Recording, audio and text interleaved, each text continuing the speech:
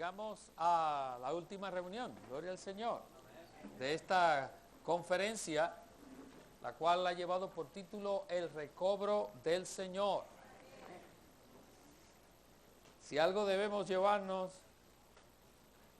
después de esta conferencia es que este glorioso recobro es del Señor. Es del Señor. Claro, en su misericordia, Él ha puesto este recobro en nuestras manos. Es de Él, pero Él lo ha puesto en nuestras manos. Y por eso necesitamos estar bien claros con respecto a lo que es el recobro del Señor, para, por un lado, nosotros ser fieles a esa visión, y por otro, poder encaminar y por otro lado, poder encaminar a aquellos que se allegan a nosotros, y nosotros poder ser un buen puente en el recobro, hacia el recobro del Señor. No un puente que una a la cristiandad con el recobro. No. Es más, ese puente, si acaso alguien ha tratado de levantarlo, hay que derrumbarlo. No hay un puente entre el recobro del Señor y la cristiandad. Hay una gran cima que los divide. Recuerden la cima de el rico y Lázaro, cuando el rico abrió sus ojos. En el Hades dice que había una gran cima entre donde él estaba y donde estaba Lázaro. Así de espaciosa y amplia debe ser la cima entre nosotros y el cristianismo. No tenemos que ver nada con el cristianismo. Es por eso que hoy, al concluir en esta conferencia, vamos a estar viendo y teniendo comunión con respecto a la única obra de Dios. Esto es también de mucho significado, porque en el cristianismo hoy día todo el mundo tiene su propia obra. Todo el mundo dice que tiene un ministerio y que está haciendo una obra que el Señor le ha encomendado. Sin embargo, la Biblia nos muestra desde Génesis hasta Apocalipsis que Dios está haciendo una sola cosa en el universo. Dios está haciendo una sola cosa. Hermanos, y qué maravilloso que nosotros se nos ha concedido tener los planos del diseño. Se nos ha concedido tener el diseño. Creo que en Bolivia se le dicen planos también, ¿verdad? Los planos, cuando alguien va a construir un edificio, contrata a un arquitecto para que le haga unos dibujos, y luego contrata también a un ingeniero para que diseñe los planos. Hermanos, qué bendición. Tenemos los planos. Si nosotros vamos a los primeros 2 capítulos de la Biblia, en Génesis 1 y Génesis 2, tenemos los planos de la única obra que Dios está haciendo. ¿Cuál es la única obra que Dios está haciendo? La única obra que Dios está haciendo es forjarse dentro de los hombres. Y el plano está ahí en Génesis capítulo 1 y capítulo 2. El deseo de Dios es forjarse dentro del hombre. Para ello, Dios estableció una manera. Tiene unos planos que nos muestran que un elemento crucial es el árbol de la vida. Dios puso al hombre, lo creó, como dice el cántico, un vaso de barro. El hecho de que fuera creado de barro y fuese puesto frente al árbol de la vida, implícito está que el hombre no estaba completo al momento de haber sido creado. Al momento de haber sido creado, el hombre no estaba completo. Por eso Dios lo puso frente al árbol de la vida. Y por eso Satanás se adelantó para estorbar el plan de Dios.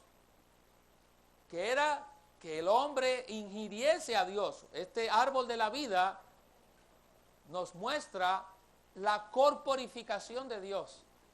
Solo Dios es vida en el universo. Dios es vida. Y este es el árbol de la vida. Así que en figura es la corporificación de Dios. Dios corporificado. Así que el hombre fue puesto frente al árbol de la vida. Fue hecho de barro, pero era para que recibiese la vida divina dentro de sí y Dios se forjase dentro del hombre. Así que el hombre no estaba completo, por lo tanto necesitaba comer del árbol de la vida. Necesitaba comer del árbol de la vida. Es más, con respecto a la creación, a veces algunos nos preguntamos, pero ¿cuándo fue que la creación se hizo vieja? Porque habla de la vieja creación y de la nueva creación. ¿Cuándo la creación se hizo vieja? Bueno, la creación se hizo vieja en el mismo momento que fue creada. Porque solo es nuevo Dios. Dios es nuevo. Todo lo que no tiene a Dios es viejo. Somos viejos no porque tengamos canas o se nos haya caído el pelo. No, eso no nos hace viejos. Nos hace viejos que no tengamos la vida divina. Así que toda la creación, al momento de ser terminada, aunque era buena, estaba vieja ya. Porque no contenía la vida divina. Por eso Dios puso al hombre frente al árbol de la vida. Porque Dios quería que el hombre fuese nuevo. Y aunque había sido terminado, ahí había acabado de crear, pero ya eso era, al terminarse esa creación, ya era la vieja creación. ¿Por qué? Porque la nueva creación, la nueva creación se da en la cruz. Dice Efesios que allí en la cruz Dios creó el nuevo hombre. Y el que está en Cristo, nueva creación es. Las cosas viejas pasaron. ¿Qué son las cosas viejas? Las cosas viejas no son simplemente las cosas malas que usted hizo en el pasado. Las cosas viejas es todo aquello que no tiene a Cristo. Así que toda la creación se hizo vieja porque no tenía a Cristo. Pero nosotros tenemos los planos. Hermanos, nos han sido dados los planos de la única obra que Dios está haciendo. Y tenemos no solo el privilegio de tener los planos, sino que también tenemos el privilegio de que de la misma manera que los primeros 2 capítulos de Génesis tenemos los planos, en los últimos 2 capítulos de la Biblia tenemos el producto completo, el producto terminado. Los primeros 2 capítulos son los planos y los últimos 2 son el producto final. Y entonces, ¿qué está en el medio? Bueno, en el medio está el proceso mediante el cual Dios está llevando a cabo su única obra. En el medio está el proceso mediante el cual Dios está forjándose dentro de los hombres. Así que por un lado, vinimos a una conferencia aquí a Santa Cruz. Pero por otro lado, ¿qué es lo que está ocurriendo realmente en este fin de semana?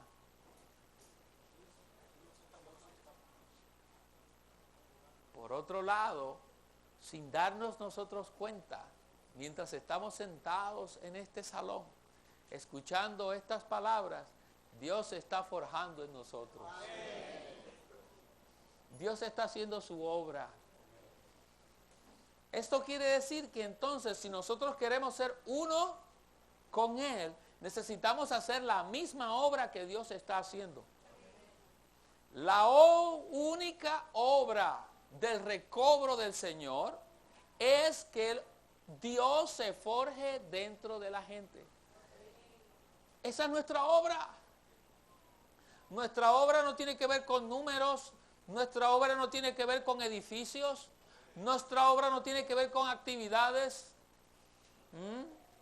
Es por eso que no tenemos grandes grupos musicales, no tenemos catedrales, no tenemos edificios monumentales. Aún los oradores no son buenos oradores, no siguen la homilética. Los que saben, los que han estudiado en institutos o seminarios saben a lo que me refiero. No usan mucho la homilética, no son buenos oradores. A veces en vez de, se supone que hablen por 1 hora y hablan por 2. ¿Por qué? Porque nada de eso es la obra de Dios. Si usted quiere hacer la obra de Dios, usted tiene que colaborar con Dios para que Dios se forje dentro de usted y dentro de otra gente. Esa es la obra de Dios. No es un asunto de actividad, es un asunto de la impartición del Dios triuno procesado dentro de los hombres. Entonces, como vamos a ver brevemente, necesitamos ser ¿qué? Colaboradores. Entonces, ¿qué es el requisito para ser un colaborador? Para ser un colaborador, usted lo único que tiene que hacer es lo mismo que Dios está haciendo. Colaborar con lo que Dios está haciendo. Es por eso que Pablo nos incluye a todos como los colaboradores. Dice, nosotros somos colaboradores de Dios. Si es que colaboramos con que Dios se forje dentro de los hombres. Así que cualquier cosa que nosotros hagamos debe ser en el principio de que Dios se forje en mí y se forje en los demás. Hace unos momentos teníamos comunión con un grupo de santos y hablábamos de que en el recobro del Señor es muy crucial que nosotros sigamos los principios. ¿Qué son los principios? Bueno, un principio se puede poner como sinónimo de una ley, pero no usamos la palabra ley por la connotación que tiene con respecto a la ley judía. Y usamos más bien los términos principios. Pero un principio es una ley espiritual. Un principio es una ley espiritual. Lo podemos ilustrar con una ley física. Una ley física es la ley de la gravedad. La ley de la gravedad descubierta por Isaac Newton plantea que en este planeta Tierra hay una fuerza inherente en el planeta de atracción que atrae. Y usted aquí en Santa Cruz toma esta tiza y hace así y va a caer. Y usted va a Asunción, Paraguay, y agarra la misma tiza y hace así, ¿y qué va a ocurrir? ¿Va a ser así? No, va a caer, porque es una ley, es un principio, que no importa el sitio, no importa la situación, en cualquier sitio del planeta Tierra, que usted haga así, va a caer, a menos que haya otra fuerza que sea más poderosa que esa. Pero el principio es el mismo. Esa es la ley de la gravedad. Entonces, en el recobro del Señor, gracias al ministerio, hemos descubierto y hemos sido alumbrados que hay una serie de principios que se van a través de toda la Escritura. Y si nosotros queremos ser apropiados en nuestra vida personal con el Señor y en nuestra vida de la iglesia, lo que necesitamos es aplicar los principios. Un principio que aparece en la Escritura es que todo el que invoque el nombre del Señor será salvo. Yo invoco el nombre del Señor en Santa Cruz y ¿qué soy? Voy a Anaheim, invoco el nombre del Señor y ¿qué soy? Es un principio que invocar el nombre del Señor será salvo. Es una ley espiritual. Entonces, ¿por qué estoy queriendo hacer este énfasis? Para que entendamos que con respecto a la obra de Dios, el principio rector de la obra de Dios no es lo que nosotros hacemos, es lo que Dios hace. Es un principio rector. Un principio rector en la obra de Dios es que la obra de Dios es Dios forjándose dentro del hombre. Esa es la única obra que Dios tiene. Cualquier actividad que nosotros tengamos, cualquier asunto en que nosotros nos envolvamos, tiene que redundar y tiene que llevar a efecto el principio rector de la obra de Dios. Si lo que estoy envuelto no está produciendo que se forje Dios en mí y en los que están cerca de mí, no es la obra de Dios lo que estoy haciendo. No importa el éxito que tenga, si no está produciendo el forjarse Dios en el hombre, no es la obra de Dios. Es por eso que estamos claros que en el cristianismo degradado de hoy día, en el cristianismo y en la cristiandad, no hay obra de Dios. Hay sí muchas actividades y aún mucha gente se puede salvar, pero la obra completa de Dios no se lleva a cabo.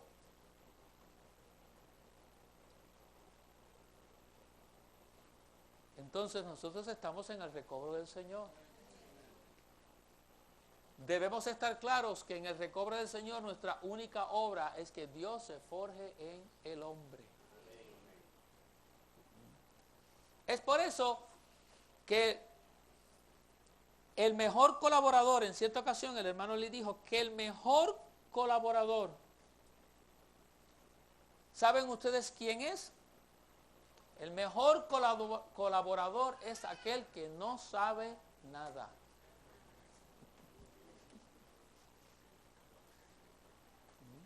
Aquel que no sabe nada.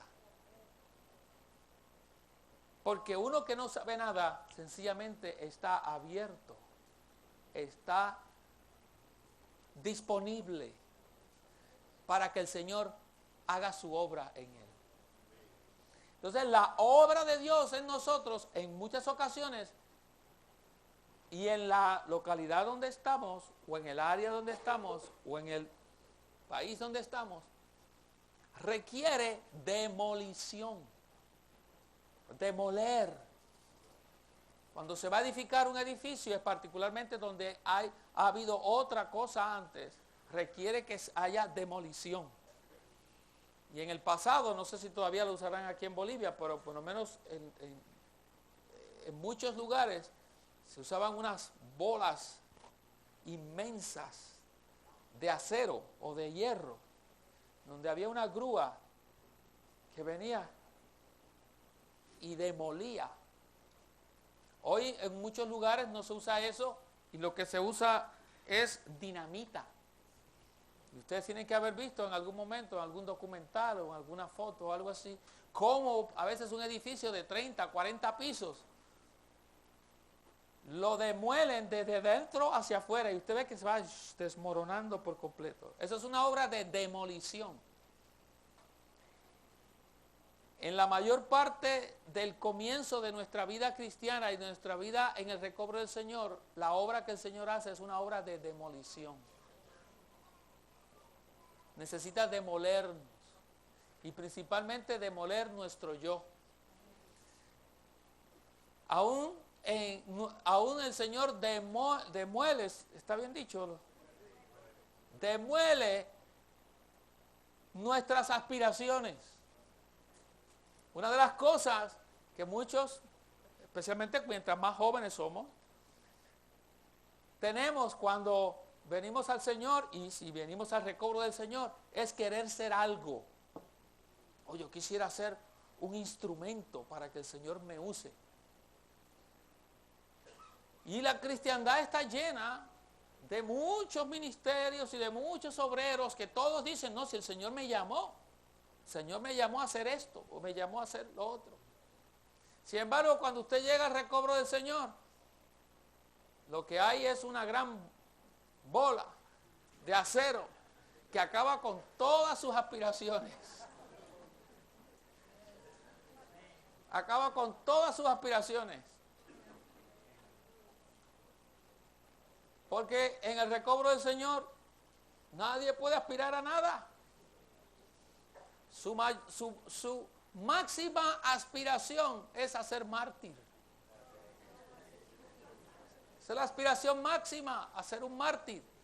Porque cuando usted estudia la historia de la iglesia, todos aquellos que fueron usados por el Señor fueron martirizados. Uno físicamente, otro psicológicamente. ¿Cuál de los dos martirios es peor? Los dos son iguales. No trate usted de decir uno es más doloroso que otro. Es martirio. Es martirio.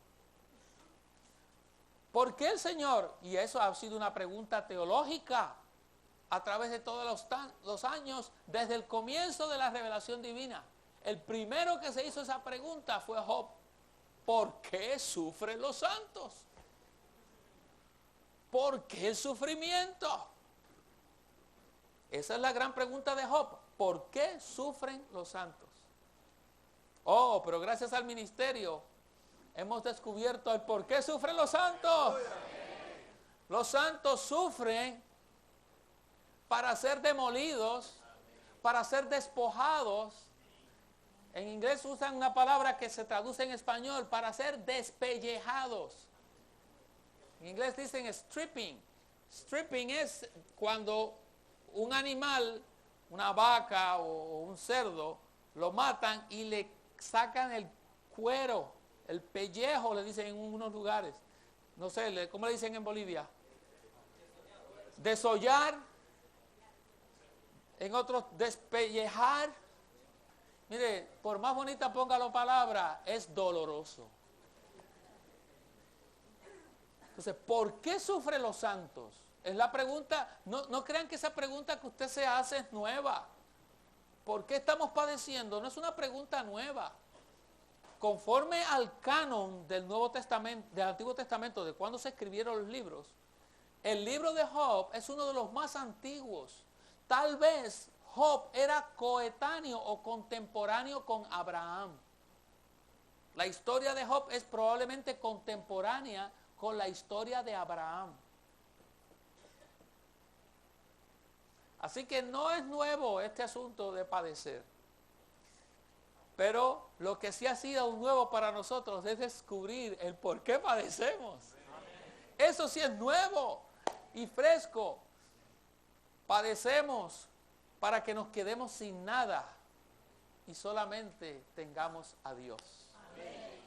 Para que lo perdamos todo y obtengamos la persona maravillosa de Jesucristo.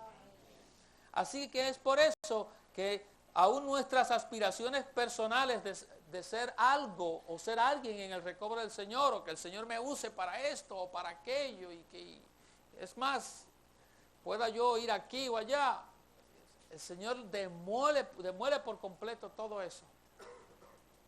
Porque lo único que Él quiere es forjarse en usted y en mí. Hermanos, si es por eso que estamos pasando lo que estamos pasando. ¿Por qué ocurren estas cosas? Para que Cristo sea forjado en nosotros. Necesitamos ver más allá. El apóstol Pablo decía que hay que ver más allá de las cosas que se ven. Uno ve externamente estas cosas, pero Dios está viendo más allá de lo que se ve. Y por medio de todo esto, si somos fieles a la palabra, si somos fieles al ministerio, a la revelación neotestamentaria, Cristo se forjará en nosotros. Y el Señor tendrá el deseo de su corazón.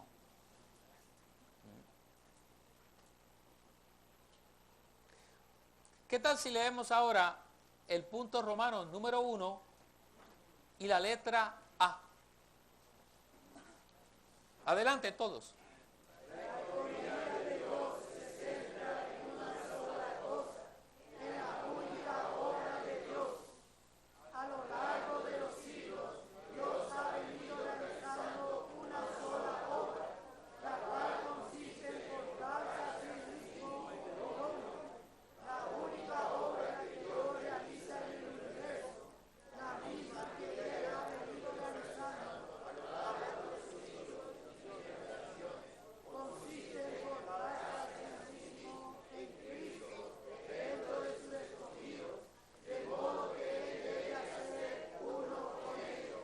Hermano, Dios ama al hombre tan y tanto y tanto, que Él desea ser uno con el hombre.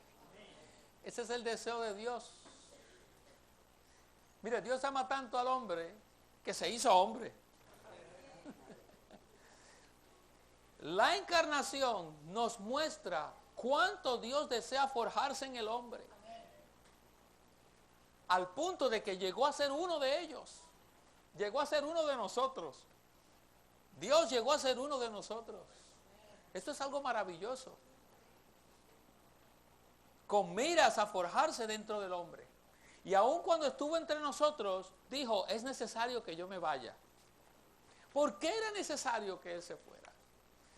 Porque aunque había dado un gran paso de avance en su unión y su mezcla con la humanidad, todavía no había llegado al deseo máximo de Él, que era la incorporación divina humana.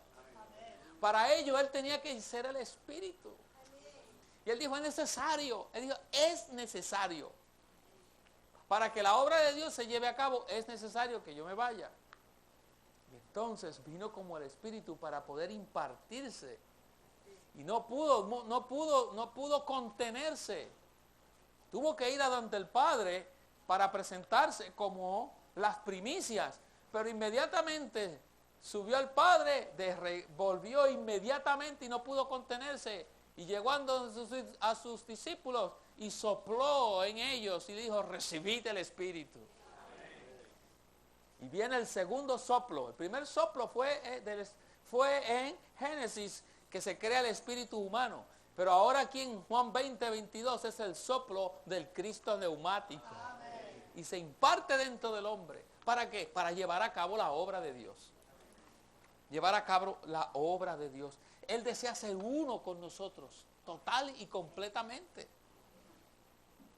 Y esa es la obra que nosotros debemos hacer, como la hizo Pablo.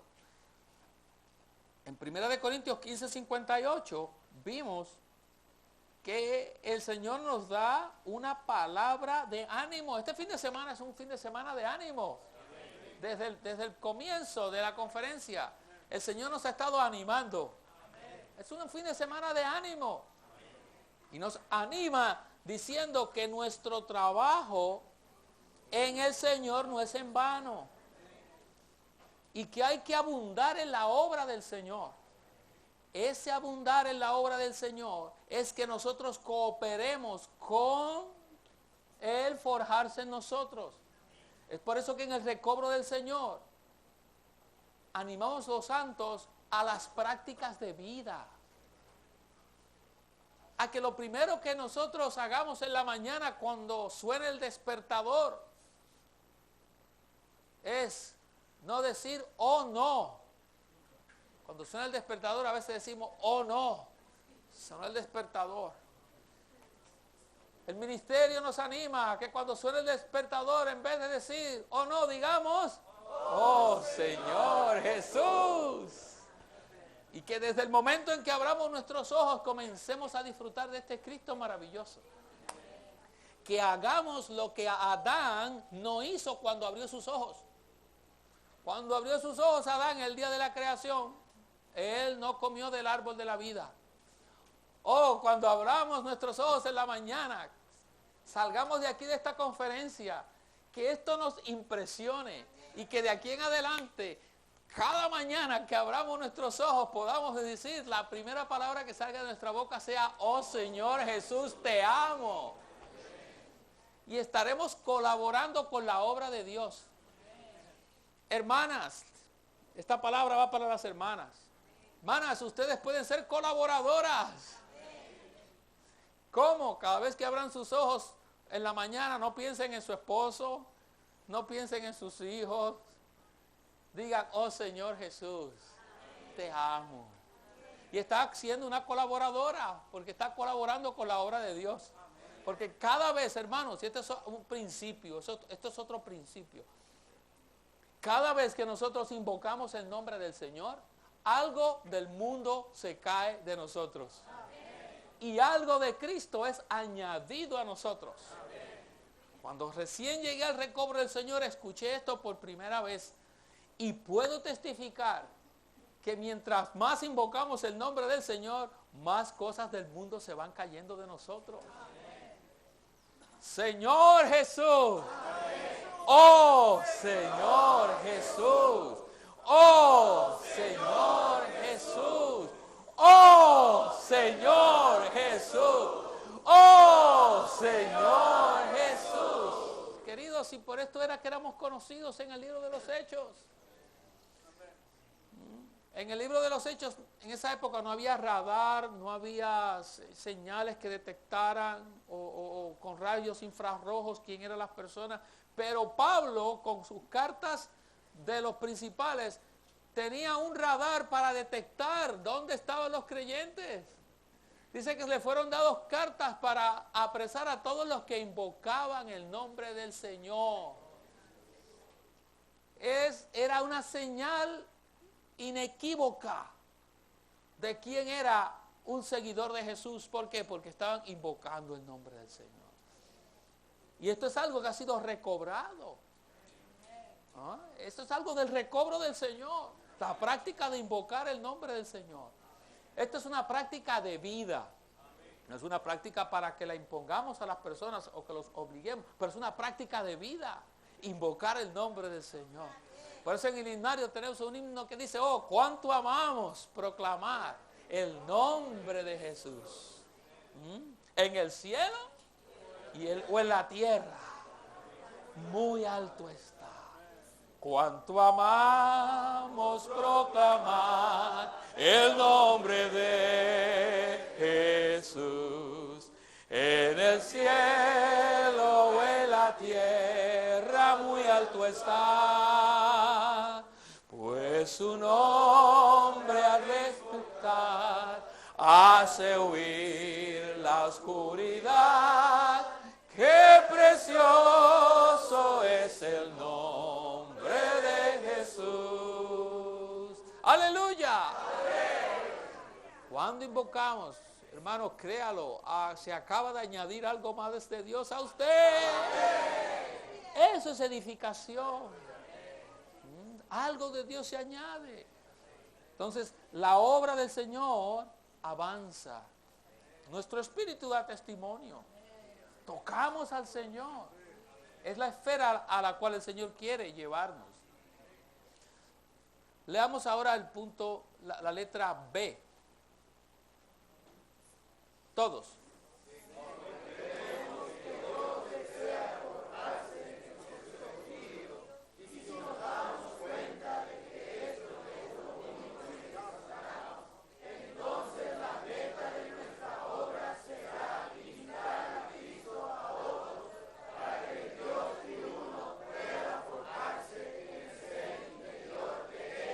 Amén. Así que la obra cristiana, ¿en qué consiste la obra cristiana? Cuando usted ve esos versículos de 1 de Corintios capítulo 3, versículo 9, en esos versículos del 6 al 9 hay una miniatura. No sé si la habían podido ver. En esos versículos hay una miniatura de todo el proceso que conlleva el aspecto jurídico de la salvación y el aspecto orgánico de la salvación, dando como resultado la edificación del cuerpo de Cristo y aún llevándolo a su consumación en la Nueva Jerusalén. Todo eso está del versículo 6 al versículo 9. No tienen que buscarlo, se los voy a leer. Dice Pablo, yo planté. ¿Qué es esto? Es el aspecto jurídico de la salvación cuando plantamos a Cristo dentro de una persona. Es el aspecto de la salvación cuando una persona invoca el nombre del Señor, recibe al Señor en su espíritu, Cristo es plantado en esa persona. Pero no se queda con el aspecto inicial. Dice luego, Apolos regó. ¿Qué es el regar? No es otra cosa que el pastoreo que reciben los santos, siendo nutridos Oh, pero ¿qué nosotros vemos simplemente por encima? Obviamente por encima vemos, bueno, que esta es la división de Pablo. Ahí que digo que unos dicen que eran de Pablo, otros de Apolos. Eso es lo que está externo. Pero intrínsecamente, en medio de una situación tan tumultuosa como era la de la iglesia en Corinto, Pablo lo único que está viendo es la obra de Dios. ¿No es eso algo maravilloso? Y Pablo torna la situación adversa que hay ahí en una situación para la edificación. Y ellos peleándose que si uno era de Pablo, que si uno era de Apolo, que si uno era de Pedro. Y Pablo dice, mire, yo planté la predicación del evangelio. Apolo regó, viene el pastoreo. Pero el crecimiento lo ha dado Dios. Así que ni el que planta es algo, ni el que riega, sino Dios que da el crecimiento. Ahora bien, el que planta y el que riega uno son, pero cada uno recibirá su recompensa conforme a su labor. ¿Qué está diciendo Pablo? Mira, hay cosas que hay que dejárselas al Señor, que el Señor se encargue y Él es el que va a dar la recompensa. ¿Por qué? Porque todos compareceremos ante el tribunal de Cristo. Entonces, ¿qué tenemos que hacer? Porque nosotros somos colaboradores de Dios y vosotros sois labranza de Dios, edificio de Dios. Y en esas dos palabras, labranza y edificio, encontramos toda la economía de Dios. ¿Por qué? Porque en los primeros 2 capítulos de Génesis, especialmente en el capítulo 2, lo que encontramos es la labranza, el huerto del Edén. Somos labranza de Dios, pero en Apocalipsis 21 y 22 no encontramos un huerto, lo que encontramos es una ciudad, un edificio, la Nueva Jerusalén. Así que Pablo une todas estas cosas para mostrarnos que lo único que Dios está haciendo es una obra de edificación en el hombre. Y en eso es que debemos centrar toda nuestra atención. ¿No es esto maravilloso? Así que la obra cristiana, ¿cuál es nuestra obra? Nuestra obra es simplemente andar sembrando a Cristo. Conviértase en un sembrador de Cristo. Donde quiera usted esté, con quien se encuentre, siémbrele a Cristo. Y si es un hermano y Cristo está sembrado, siémbrele más Cristo. Siémbrele más todavía. ¿Para qué? Para que haya entonces edificación. Letra C, la voy a leer yo, dice, la obra que realizamos hoy en el recobro consiste en ministrar a Dios a las personas. Debemos ejercitarnos en una sola cosa, ministrar al Dios triuno procesado a los demás, a fin de que Él pueda forjarse en el hombre interior de ellos. Letra D, la única obra del ministerio tiene como fin llevar a cabo la economía de Dios, que consiste que Dios se forje en el hombre con miras a la edificación del cuerpo de Cristo, lo cual dará consumación a la Nueva Jerusalén. Cada uno de estos puntos no es otra cosa que el ministerio cocinándonos el mismo plato. En el recobro del Señor hay un solo plato, un solo platillo, una sola receta. Y el ministerio, como la buena esposa, como la buena madre, que cocina, ¿qué cocinan las madres y las esposas? Mire, ella básicamente durante toda su vida cocinan lo mismo. Alimentan a la familia con lo mismo. Si básicamente hay tres carnes, básicamente en la comida normal, o es pollo, o es res, o es cerdo. De vez en cuando, si quizás una pieza de cordero, pero casi nadie come cordero. Es carne, o es pollo, o es. Son las 3 bases. ¿Y qué hacen? Pues le pone el pollo frito, se lo pone guisado, se lo pone asado. ¿Qué? Lo mismo. Y usted se lo come con mucho gusto. ¡Ay, qué rico está ahora! Lo mismo, es lo mismo. Es lo mismo. Esto es un principio que nos habla de una realidad espiritual. La obra de Dios es lo mismo, plantar a Cristo dentro de la gente. Entonces usted tiene que preocuparse por hacer lo mismo. ¿Qué tal si leemos ahora todos el punto Romanos número 2?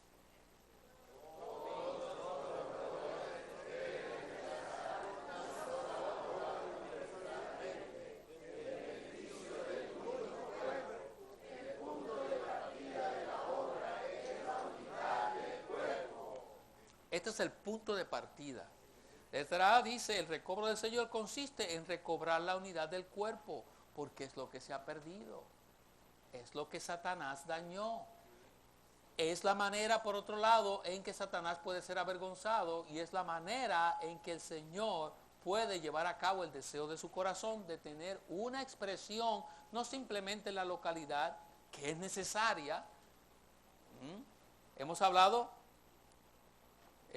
a través de este mensaje en que las iglesias locales son un procedimiento.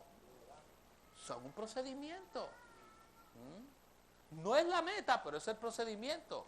Tenemos que estar claros en eso. No podemos desechar el procedimiento, porque si no tenemos el procedimiento no llegamos a la meta. O sea que necesitamos el balance, y por eso la palabra del ministerio siempre es balanceada. Siempre es balanceada.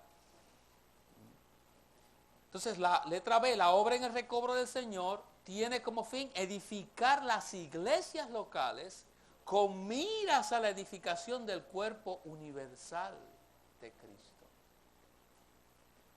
La iglesia, letra C, la cual es su cuerpo, incluye las iglesias, el ministerio y la obra. Recientemente hemos sido muy ayudados por el ministerio para ver estos tres aspectos de una misma cosa. El cuerpo, las iglesias y el ministerio no son tres cosas diferentes. Son tres aspectos de una misma cosa, ¿de qué? Del cuerpo de Cristo. Y los tres son necesarios, porque son parte del cuerpo.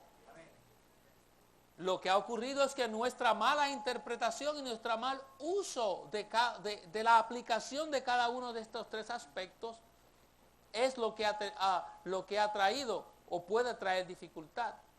Pero tanto es necesario el ministerio como la obra y como las iglesias. Son necesarios. Número 1 dice, las iglesias locales son el cuerpo expresado localmente. Esto quiere decir que si el Señor está en pos de un cuerpo, pero el cuerpo de Cristo es universal. Es universal. Y el Señor no solo desea una expresión universal, mística e invisible. Con el cuerpo místico de Cristo, el cristianismo no tiene problemas. Usted le habla del cuerpo de Cristo y dice, sí, el Señor tiene un cuerpo, el cuerpo místico de Cristo. Y están claros que lo componen todos los creyentes. Pero el Señor no quiere ser simplemente místico ni universal, también Él quiere expresarse en un sitio donde la gente pueda ver una expresión. Es por eso que en Mateo hay dos porciones con respecto a la iglesia. Una en Mateo 16, 18, donde Cristo dice, sobre esta piedra edificaré mi iglesia. Pero luego dice en Mateo 18, 19, en esos versículos, que cuando tuvieses algo con un hermano, alguna situación, pues sigues los pasos que hay ahí y finalmente tráelo a la iglesia. Entonces, la iglesia de Mateo 18 es la misma de Mateo 16. Si ustedes me dicen que no, yo les digo que sí. Y si me dicen que sí, yo les digo que no. Porque este es el aspecto misterioso de la iglesia. Por un lado, la iglesia es el cuerpo universal que compone a todos los creyentes, pero incluyendo a Pedro, a Pablo, a Martín Lutero. Eso quiere decir que yo voy a ir donde Pablo a llevar esta situación que está ocurriendo en la iglesia. Obviamente tendría que esperar a la eternidad para llevar a consideración el asunto de Pablo, entre mi hermano y yo. Pero dice, tráelo a la iglesia. Esto quiere decir que hay una expresión visible y concreta en un lugar dado a la cual llamamos iglesia. Y conforme a la revelación neotestamentaria, vemos por la manera en que la Biblia las identifica, que cada iglesia era la reunión y la asamblea de los creyentes en una ciudad dada. Ahí está la iglesia en Jerusalén, la iglesia en Antioquía, la iglesia en Éfeso, la iglesia en Santa Cruz, y las iglesias así en Asunción, y así por toda la tierra. Hay iglesias locales. Entonces, aún el término iglesia local no es nuestro nombre tampoco, es nuestra descripción.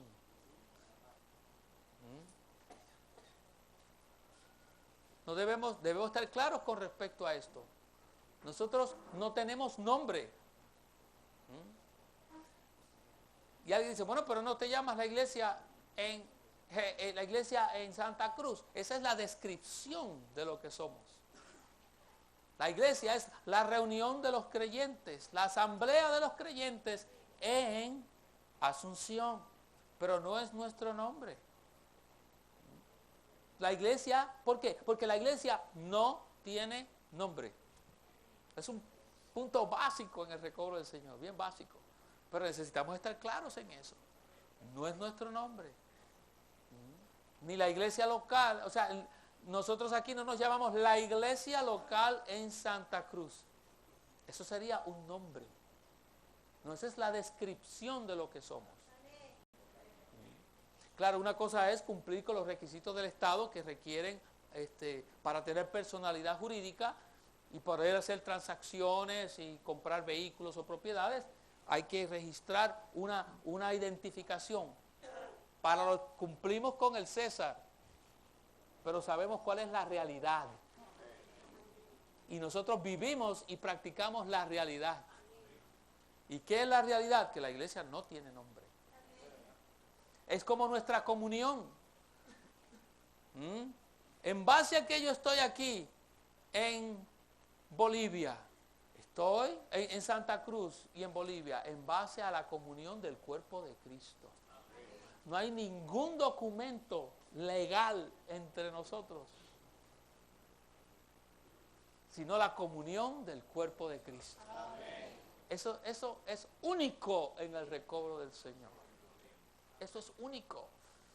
Todos los grupos cristianos tienen sus constituciones y sus reglamentos que los hacen ser de tal grupo y que tienes que cumplir tal requisito para ser de tal grupo. El requisito ya el Señor lo cumplió. Y nosotros estamos en la comunión del cuerpo de Cristo. Entonces, las iglesias locales son el cuerpo expresado localmente. El ministerio, ¿qué es el ministerio? El ministerio es el cuerpo en función. El cuerpo funcionando. Por su misericordia, nosotros hemos sido incluidos en el ministerio.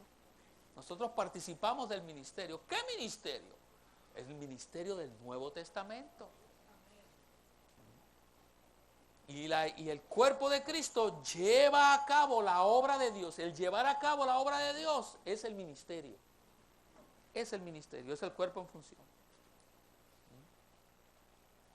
¿Y qué es la obra? El cuerpo procurando crecer. El ministerio lleva a cabo la obra.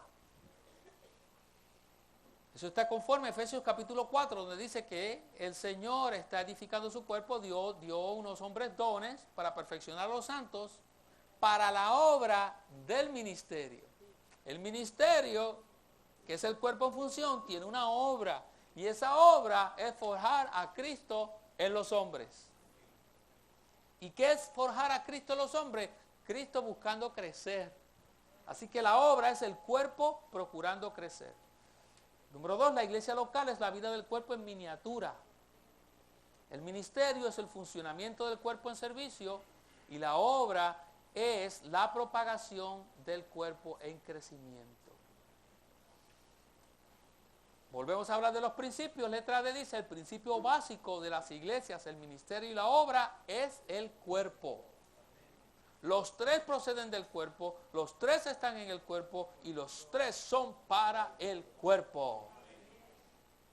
Los tres son diferentes manifestaciones del único cuerpo, así que son interdependientes y están relacionados entre sí. Y ninguno puede estar por encima uno del otro. Esto es algo que tenemos que estar claros. La iglesia local no puede dar dirección a la obra. ¿Por qué? Porque esa no es la esfera de la iglesia. Por otro lado, la obra o el ministerio no pueden controlar la iglesia. No pueden controlar la iglesia ni dar órdenes a la iglesia. Eso es un principio. Esto es un principio. Estamos hablando de los principios que la Biblia muestra. Aún el apóstol Pablo, que había establecido la iglesia en Corinto, le escribe cartas y va a ellos y dice que estaba entre ellos como con temblor, con temor y temblor, pudiendo él tener la autoridad de ir allí y hacer lo que quisiera, él estaba con ellos. Que aún algunos le decían, bueno, en carta, por las cartas eres duro, pero cuando estás en la presencia, eres de mantequilla. ¿Por qué? Porque él había visto los principios de la relación entre la obra, el ministerio y la iglesia. Y iba entre ellos con ternura y con mansedumbre. Dice que como una nodriza. Entonces, esto es un principio básico entre la relación del ministerio, la obra y las iglesias, el ministerio, la obra y el cuerpo. Porque son tres aspectos del cuerpo. Número 3, hoy en día el cuerpo es la ley que gobierna la vida y la obra de los hijos de Dios. Es nuestro principio rector. ¿Por qué? Porque es lo que Dios quiere edificar, es lo que Cristo quiere edificar hoy día, un cuerpo. Y la obra entonces es forjar a Cristo dentro de los creyentes. Ahora, ¿cuál es esta obra en términos prácticos? Bueno, ¿qué tal si leemos todos el punto Romano 3?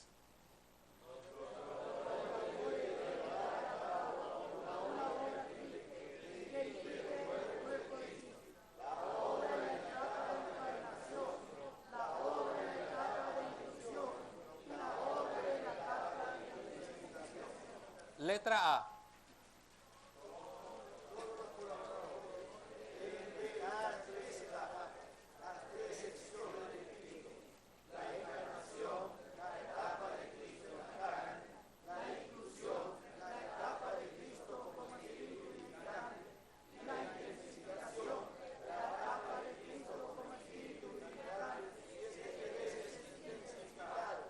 Entonces nosotros necesitamos, como dice el punto B, conocer a Cristo y experimentarle y disfrutarle y obtenerle conforme a lo que Él ha realizado y sigue realizando en estas 3 etapas de su ministerio completo.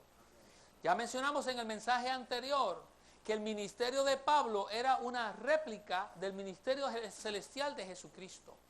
Y si nosotros queremos ser colaboradores de Dios, colaboradores en la obra, necesitamos hacer el mismo ministerio que Cristo está haciendo hoy día. Entonces, nosotros necesitamos predicar el Evangelio. Cuando nosotros predicamos el Evangelio, estamos siendo uno con el ministerio de Cristo en su encarnación. Cada vez que nosotros predicamos el Evangelio, ¿qué estamos haciendo? Trayendo Dios al hombre. Eso es Cristo en su etapa de encarnación. Dios viniendo al hombre. Cuando le predicamos el Evangelio a alguien y esta persona recibe al Señor, estamos uniendo al Dios infinito con el hombre finito. Cuando esta persona invoca el nombre del Señor, recibe al Señor en su espíritu, el Dios infinito se mezcla, el Dios triuno procesado se mezcla con el hombre tripartito en su espíritu. Y se mezcla el espíritu divino con el espíritu humano. ¿Qué es esto? Esto es Dios. Este es el ministerio de Cristo en su etapa de encarnación. Cuando usted predica el evangelio a alguien y esa persona es regenerado, ¿ah? ¿Qué está haciendo? Es el gene de Dios está siendo puesto en un ser humano. ¿Qué es esto? Lo mismo que ocurrió con María. El gene de Dios fue puesto en el vientre de María. Hoy día no ponemos el gene de Dios en el vientre de los hombres y las mujeres, lo ponemos en el espíritu. ¿Y qué es esto? Dios uniéndose y mezclándose con el hombre. ¿Qué es esto? Cristo en su etapa de encarnación. Y usted está siendo uno con el ministerio de Cristo en su etapa de encarnación. Es por eso que un colaborador que hace la obra de Dios tiene que conocer el ministerio de Cristo en sus 3 etapas.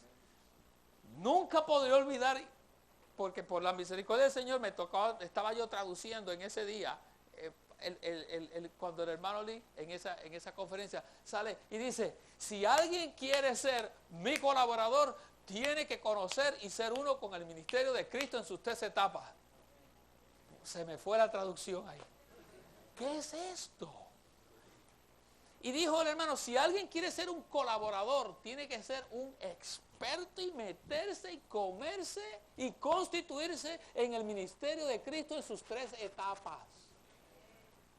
¿Cuántos de nosotros hemos hecho eso? Y es que la obra de Dios no se lleva a cabo si no es por el ministerio de Cristo en sus 3 etapas.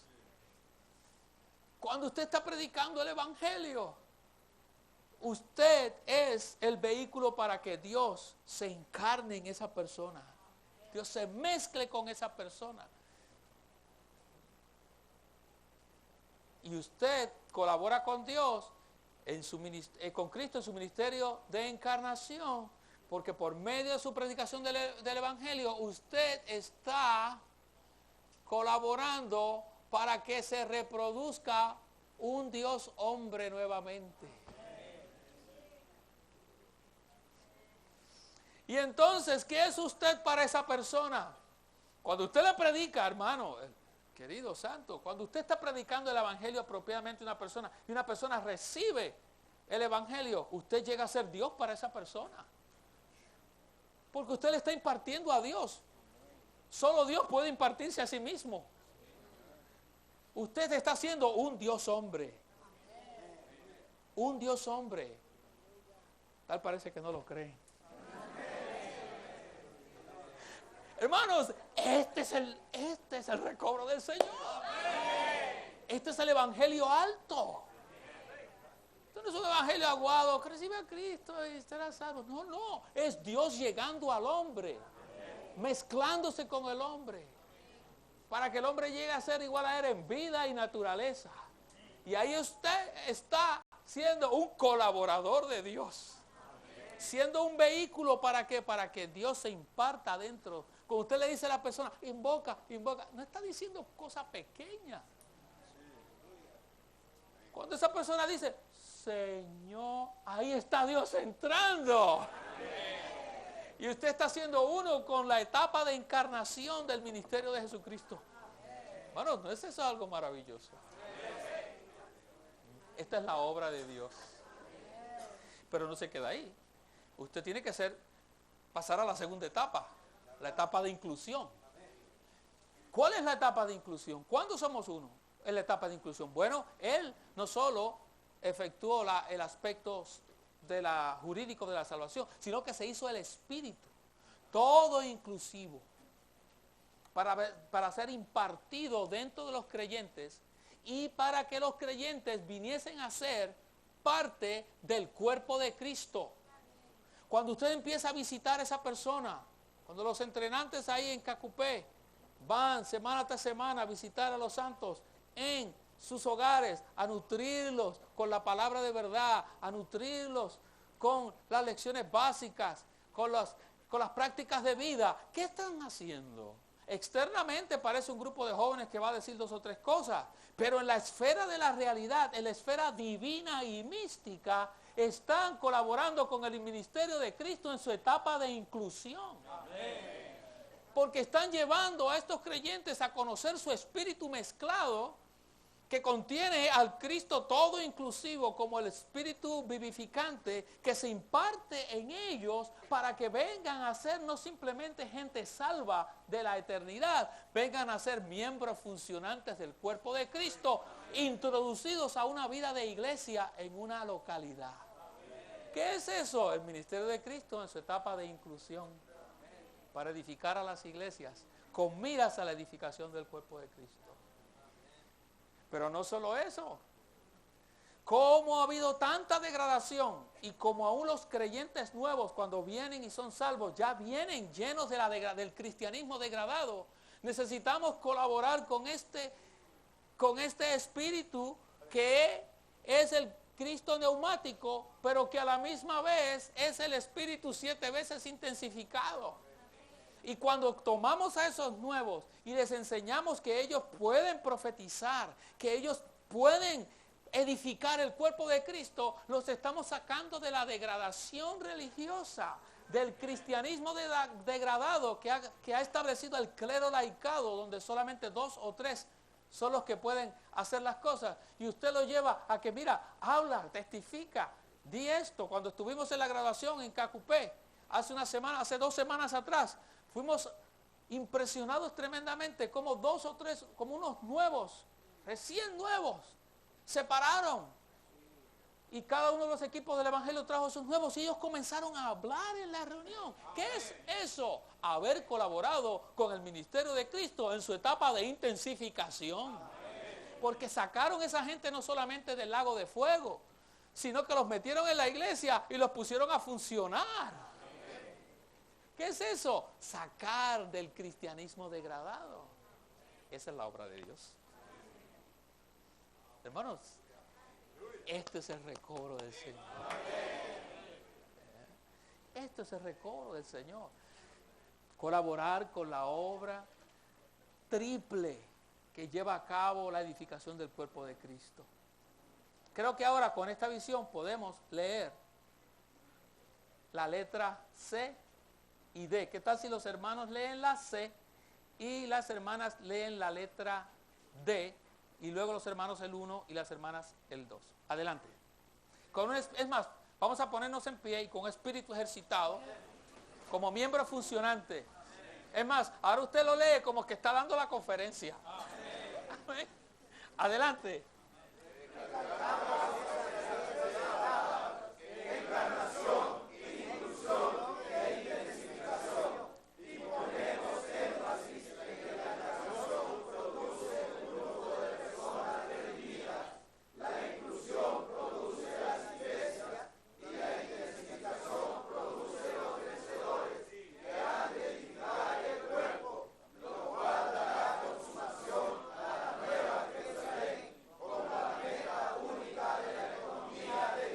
Hermanas,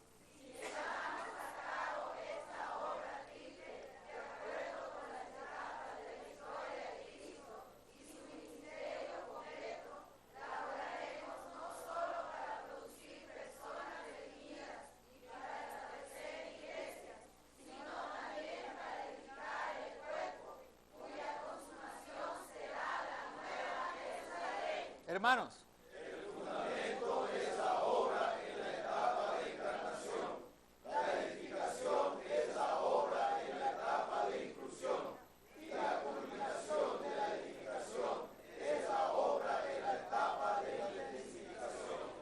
todos.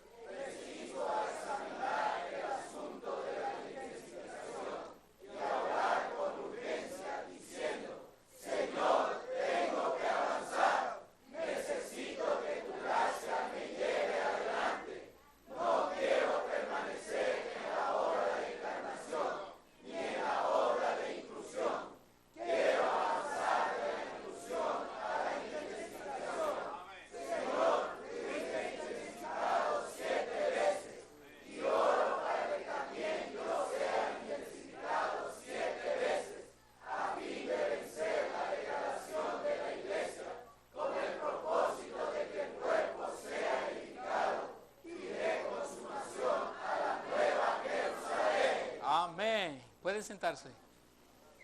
Entonces estamos en la etapa de intensificación. estamos en la etapa de intensificación.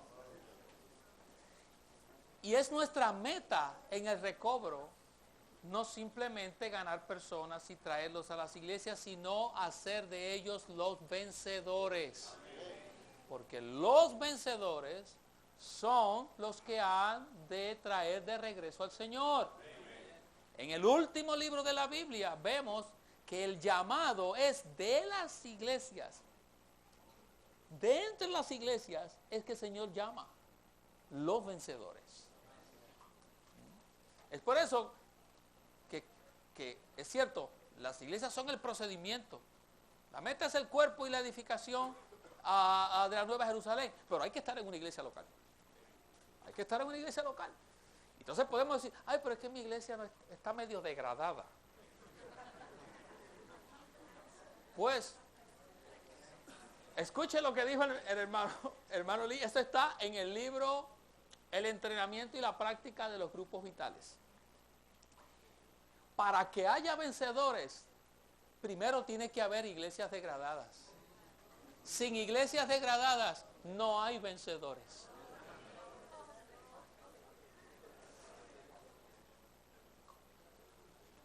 Eso lo dice la Biblia.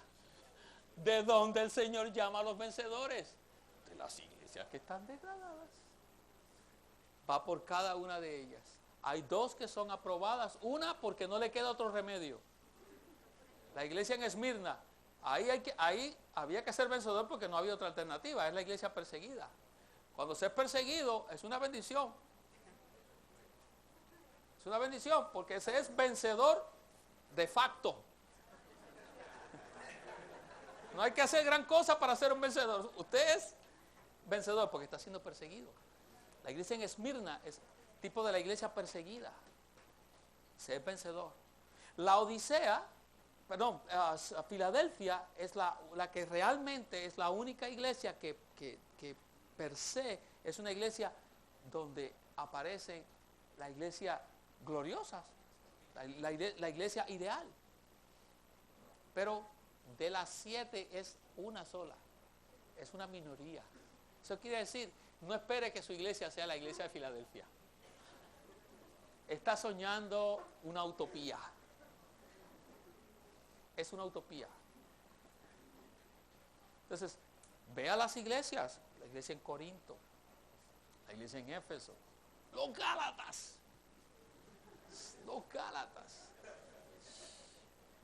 Terrible los Gálatas. Pero de esas iglesias el Señor llama unos vencedores. Al que venciere. Porque este pequeño puñado de vencedores vencen a nombre de la iglesia completa.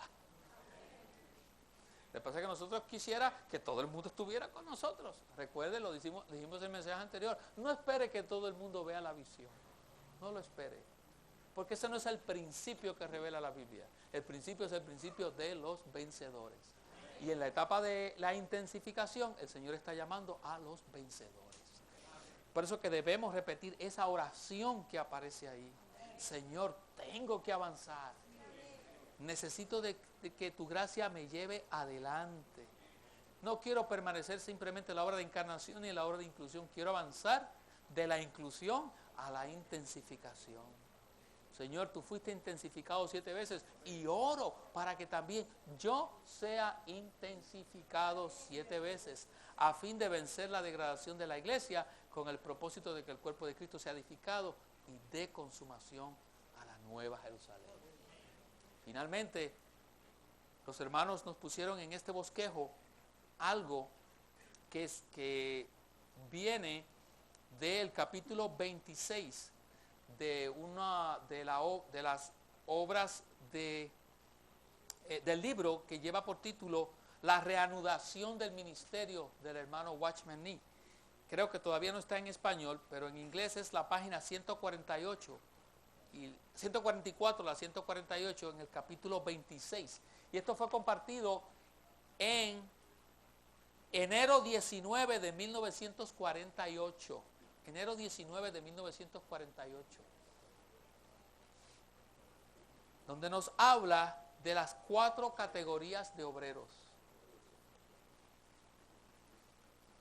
Voy a limitarme a leer los puntos y quizás a decir uno que otro aspecto. Y oremos que seamos solamente de 2 de las 4 categorías.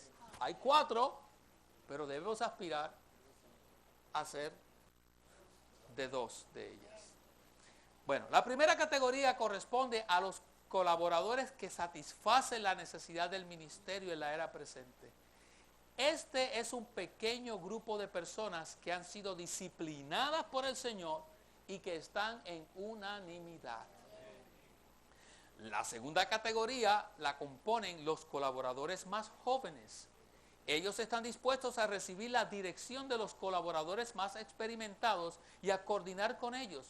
Y también están dispuestos a seguirlos y aprender de ellos con una actitud humilde.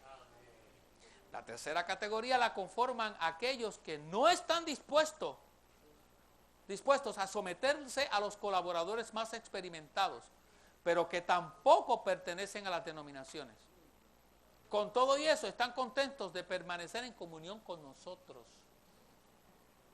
Aquí podemos ver e inferir que puede ser que aún entre nosotros en el recobro del Señor haya tal clase de colaboradores. Porque dice que no están en las denominaciones y están contentos en permanecer en comunión con nosotros. Eso quiere decir que son parte de nosotros. Están ahí, pero no están dispuestos a someterse a los colaboradores más experimentados. Letra D. La cuarta categoría está compuesta por los predicadores y evangelistas independientes que laboran en las distintas denominaciones. El ministerio considera que aún estos hermanos son colaboradores. Dios los asignó ahí. Si el Señor les ha permitido estar ahí, nosotros no decimos nada. Ellos están haciendo su propia obra, pero aquí el ministerio los considera que son cierta clase de colaboradores. Ahora, ¿qué necesitamos nosotros? La letra D dice, lo que necesitamos hoy es la primera y la segunda categorías de colaboradores. Ahora, nosotros, ¿a qué es lo más que podemos aspirar? Yo por lo menos aspiro a ser a la segunda categoría. Sí, porque alguien puede decir, no, yo soy de ese pequeño grupo que ha sido disciplinado por el Señor y que estoy en unanimidad y yo sí puedo. No. Si yo tengo que decir eso, es la primera señal para mostrar que no soy. Yo no tengo que... ¿Por qué? Porque uno es lo que es. Uno es lo que es. Uno es lo que es. La sabiduría es justificada por sus hijos.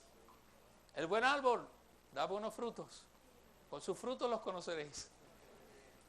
Yo no tengo que estar proclamando lo que soy. Yo soy lo que soy. Es por eso que mi aspiración es la segunda.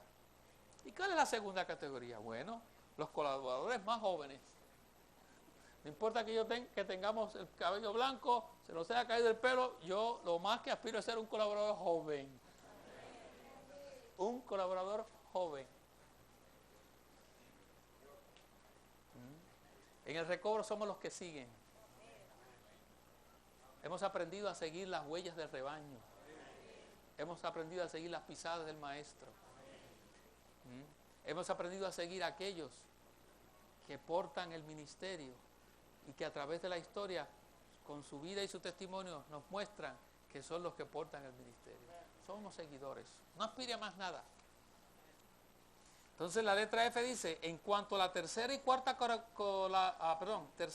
categoría de colaboradores, lo único que podemos hacer es dejarlos escoger su propio camino. No trate de cambiarlos. No trate de cambiar a los evangelistas o a los pastores. No trate de cambiarlos. Si el Señor nos ha dado la luz del recobro, y a los otros colaboradores, la tercera categoría, tampoco trate de cambiarlos. Porque eso le corresponde a la cabeza. Hay cosas que necesitamos dejárselo a la cabeza.